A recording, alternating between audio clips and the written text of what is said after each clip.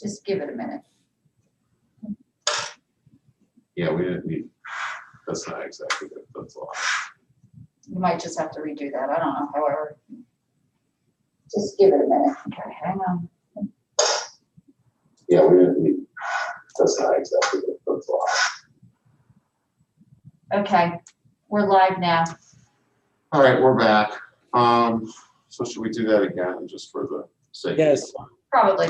All right, so let's do that again, because we're not sure if recorded. So that would be Mark as chair, Brad as vice chair, me as executive director, and Avalon as secretary treasurer. Yeah, I'll make a motion. This is Alan. I'll second it. All right. All in favor? Aye. Opposed? Abstain? So I think we should all abstain. I'll abstain. I'll abstain. Carl? All right, so that's approved and we can move ahead. So, No, you abstain, Carl, right? yeah, I don't get to vote, so it's like that. But yes, I do believe in the bylaws. We do have to appoint all the officers, so we are officers of the corporation. Can you hear him okay, you guys? Do I need to take the mask off? What? Take the mask off. All right.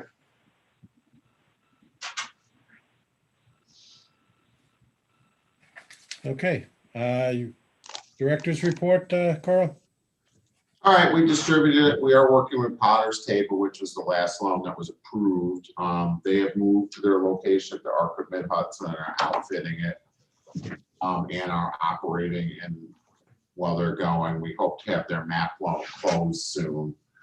You'll see an item under other actions for them, which is basically we had to do a loan commitment extension for them and for the Mark Shodak project, which is also moving ahead. Fellow Mountain Cafe is open up in Hunter and is ready to go. If you guys got Positively Green today, there's an article on Fellow Mountain, and what they're doing up there, and that project should start, the money should start flowing, and that'll be closed in the next couple of weeks as well. We are getting the new marketing brochure out. Interest does seem to be up. We don't have any loans this month. We're optimistic that we're going to have multiple loans next month. We have a meeting tomorrow. We had one earlier this week. We had a couple in the last couple weeks where we, have people working on applications. So we do anticipate that we're going to have more business coming forward. The pipeline does seem to be filling up, and people do seem to be kind of looking ahead past the current situation into hopefully a better economic future. Foreland is almost done too. One of the projects that we're working with is a potential tenant in that building. We anticipate that building in Catskill to be done in the spring, and it's starting to lease up starting in February to start moving ahead. April, it's now lit up and is nearing completion. So it's a project that we're really looking forward to seeing being online. The state did announce a new round of community development block grant funding, which is the 2020 round, even though we sit in 2021.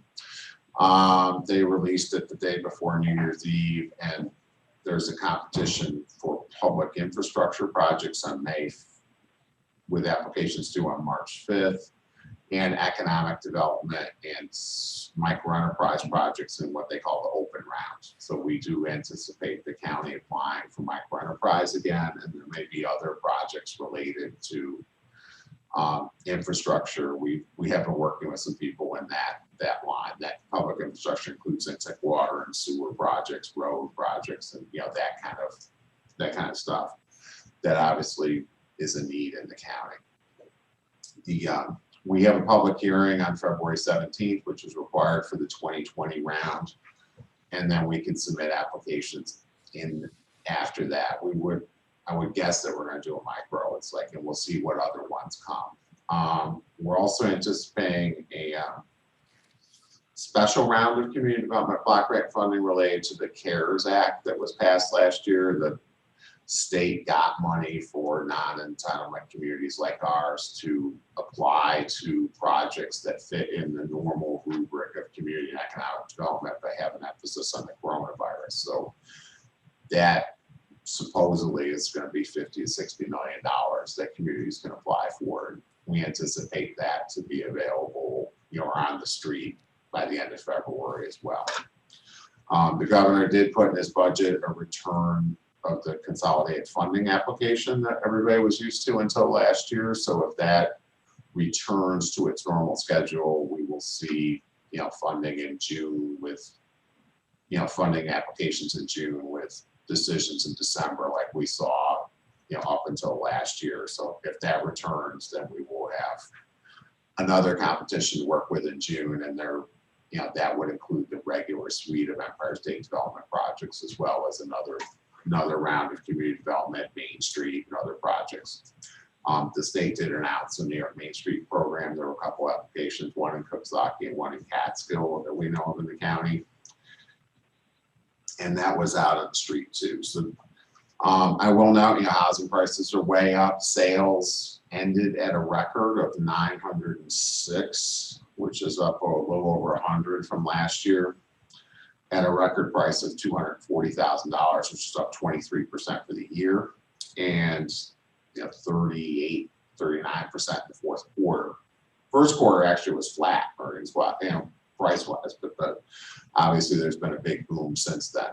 County sales tax was up just over 6%. There's an article in the paper about that today or yesterday, and that was very encouraging in this climate that we're doing a lot better than the state as far as sales tax and retail sales.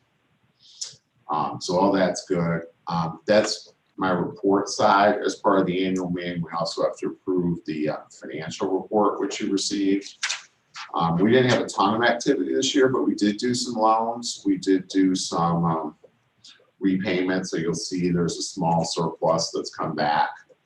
We did do 5 disaster loans as well as 2 regular loans. One of those disaster loans was repaid in full. So the Economic Development Corporation's loan fund is starting to accumulate money. It's possible that one of the other loans will repay in the near future, so that the corporation will begin to have start to have a loan fund that is revolving.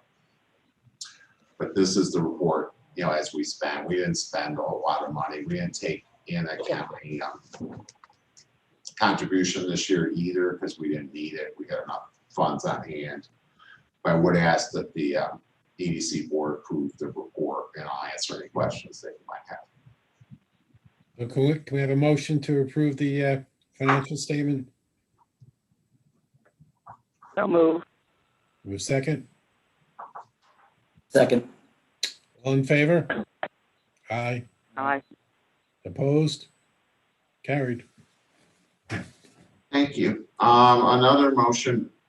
We'll be working with the auditors now that the financial report is approved. We also want to work with the audit company EFPR Group to submit the IRS application that we have to submit for not-for-profit status for the corporation, which we haven't been able to do until we got all this stuff under our belt. So the price tag that they quote us is $1,500 to $2,000 to shepherd that process through. So I would like to get approval for that, and if people have any questions, I'll answer those too.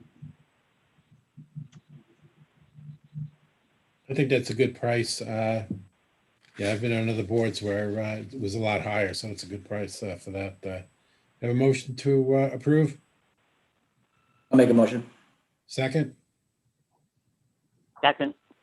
All in favor? Aye. Aye. Opposed? Carried. The two actions were extensions of loan commitments. Our attorney didn't necessarily think they needed to come to this board, though we've always done it that way in the past. So I did send 7883 Hunter out, and I wanted to memorialize that here in the minutes that was extended. And was extended just as a time extension to get the process moving. Potter's Table also required an extension. They had a 30-day window, which they didn't hit, but they will close in the next month. So we're redone how we're doing the loan commitment. So the extension includes, that the time includes the closing time. That was the issue that we were having in the attorney's office, that our interpretation of the loan commitment was it was the time that they signed the letter, and they want a letter that includes the time that's going to take them to close, so that the commitment's available through the entire closing process. So we're making that, we made that adjustment, and that's reflected in these two actions. So that's informational, but that's what we're doing. In the future, we'll have loan commitments that are a little bit longer than you're used to, but that's the reason why with a separate corporation, they want to have a paper trail that includes the time it takes to actually close the loan and get to the promissory note. So that's that item. We are working on the county side, just as a aside, the program income for the various grant projects is almost due, and all those projects except the one that you approved when it was the committee are wrapping up. So the ones that we did are concluding, and we won't have to send much money back to the state on that side. So that's a positive thing. So that's that item.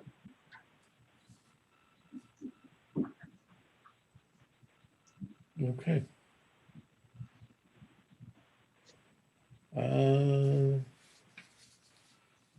Any board member discussions or news or updates?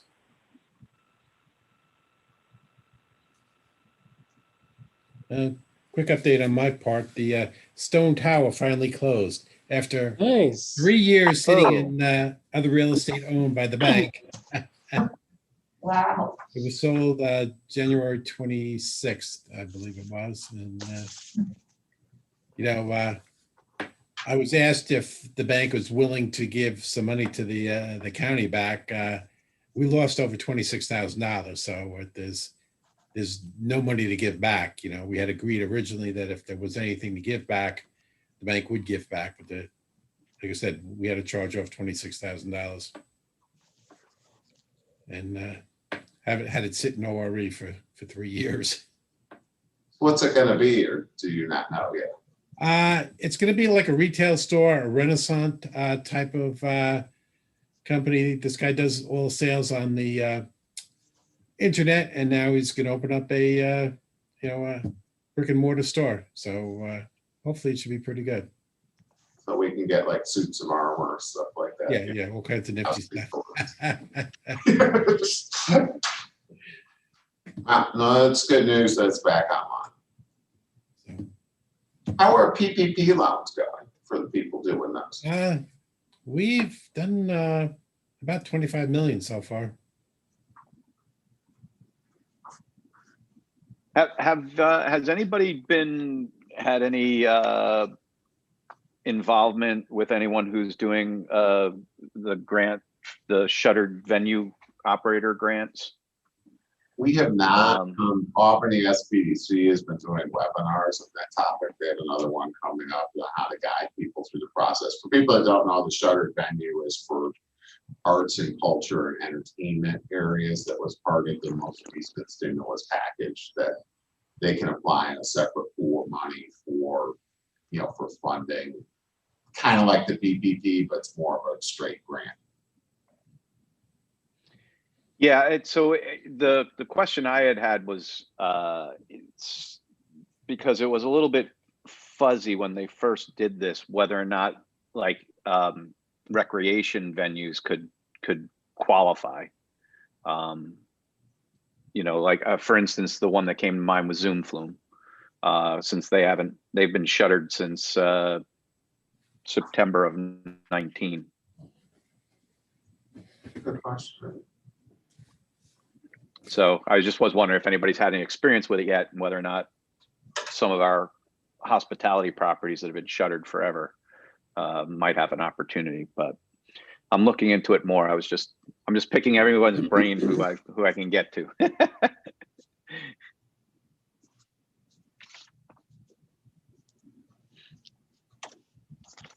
I have 2 items.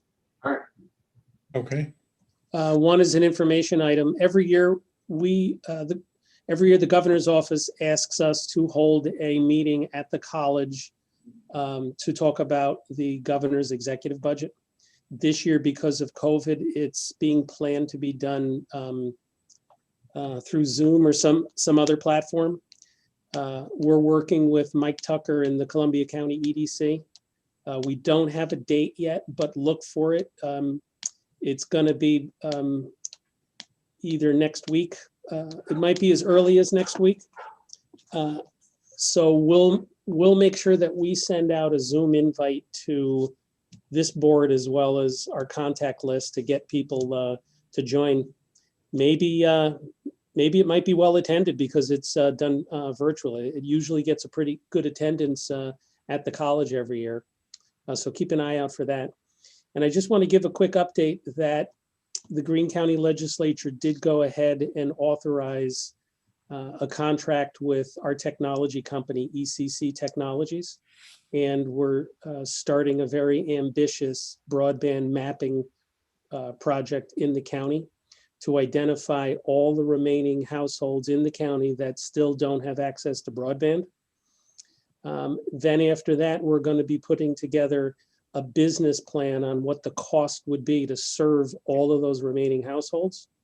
And we're doing this in coordination and partnership with our local broadband providers. I've spent quite a bit of time recently with Congressman Delgado and his staff in regards to this project and some of our challenges on mapping. I've spent some time with TAG staff as well on this project, as well as a new state requirement that's really slowing down or stopping many broadband projects that take place within state right-of-ways. There's a new permit and a sizable, a hefty fee that's required by the state of New York to run fiber in any state right-of-way.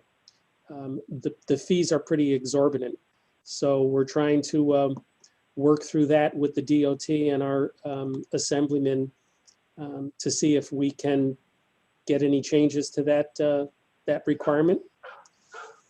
So lots of work is continuing on broadband, and Greene County is moving pretty aggressively to solve this problem and take it on ourselves. There's been a lot of talk about either at the federal or state level about fixing broadband maps and getting additional access.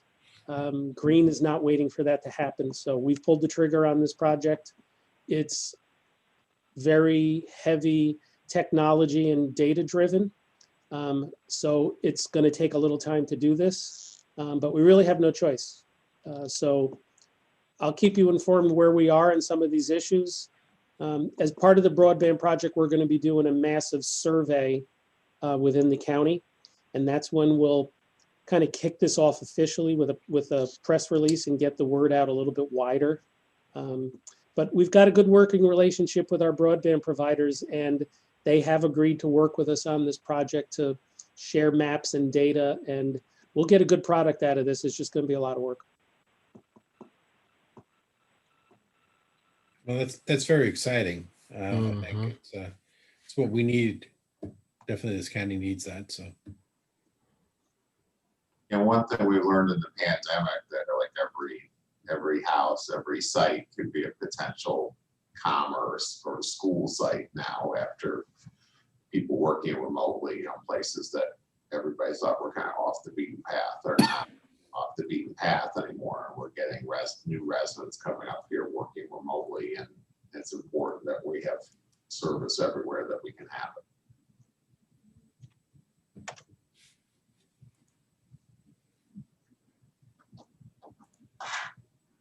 Okay, any other information pass on? I just wanted to pass on. I had a meeting with the Columbia Greene workforce team over at their office over at the college at the professional center, and they're looking to shift some of their focus in the short term right now because literally they have almost no one contacting them looking for work. So they're looking to see if there's anything they can do to offer assistance businesses or small businesses in helping them to in any way in terms of business development or professional development or anything like that to or even to work with them to develop a workforce attraction strategy for individual businesses. So they're looking to kind of dovetail their activities right now because I know our unemployment rate went up a little bit in December, but Carl, we don't have January yet, right? It's next week we get that. We don't. I was on a regional call on the unemployment statistics, and the let's just say the labor economists said that they weren't the most reliable, and leave it at that. Yeah, it's like because there's a lot of people collecting unemployment there in these other programs that are off the traditional labor force, like the pandemic unemployment and the other one, the two new ones they create as part of the CARES Act. So, for instance, Orange County was cited that the number of people actually collecting benefits is 5 times higher than it was last year, but the published unemployment rate's up like 1%. Obviously, something Okay. that doesn't add up.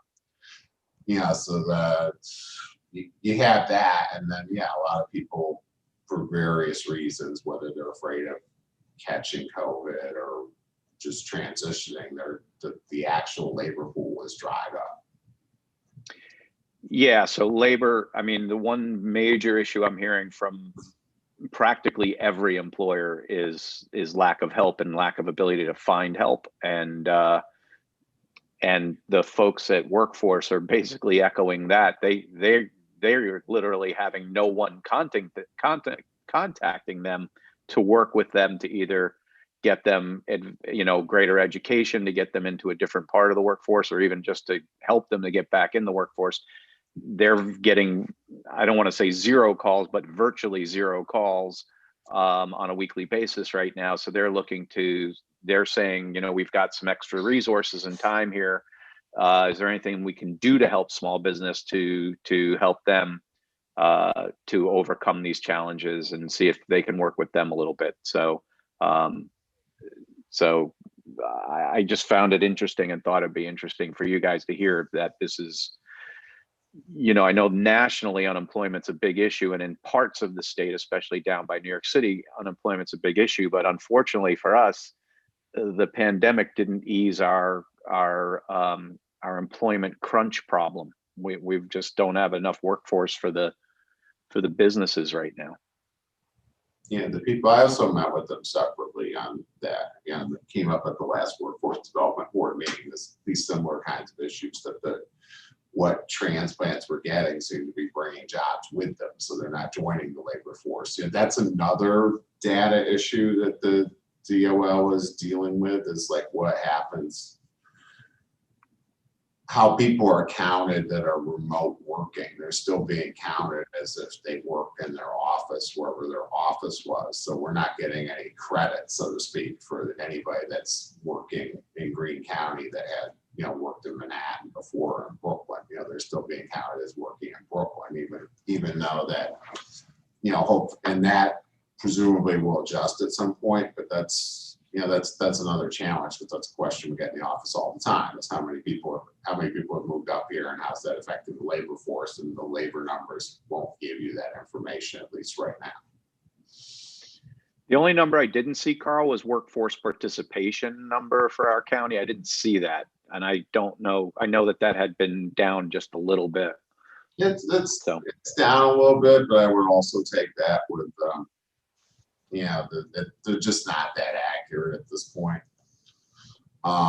If you're having any sort of COVID sensitivity, you don't have to claim that you're working under the unemployment. So there's that, and then so the denominator is falling, and it truly is hard to find how many people are looking for work.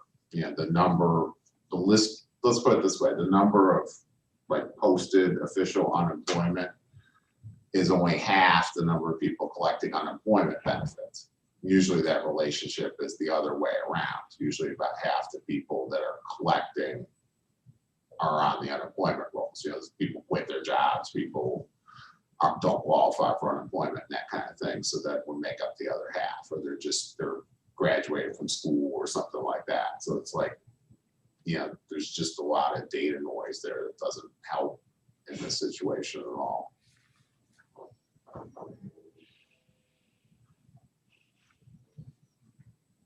Okay. Does anybody have anything else? Just two things. I will anticipate, we are working with several clients. If we have a loan to bring, I would like to schedule a meeting for March, and that would be our normal time. February is a 28-day month, so it'd be the same day and time, March 3rd at 4 o'clock. And I would guess we'll still be on Zoom in March, so that's kind of a month-to-month decision at this point. It's like, as of right now, the county's still at 50%, still doing. So I would assume that we would be that way through March, but that may start to lighten up as the weather gets better, and hopefully the number of cases go down as the number of people that get the vaccine go up. So I'd like to put that out there. I'd like to express the EDC sympathy to Brad. His father died last week, and Sorry to hear that, Brad. Yep, Thank you, sorry, guys. Brent. Thank you. it's tough. My father died last year, and it's not easy, but hopefully we'd like to just say we're sorry. Thank you, guys. And with that, that's all I have. Okay. Motion for adjournment? Motion to adjourn. Second? Second. Meeting is adjourned. Thank you, everyone. Good to see you all. Bye. Thank you. Bye-bye.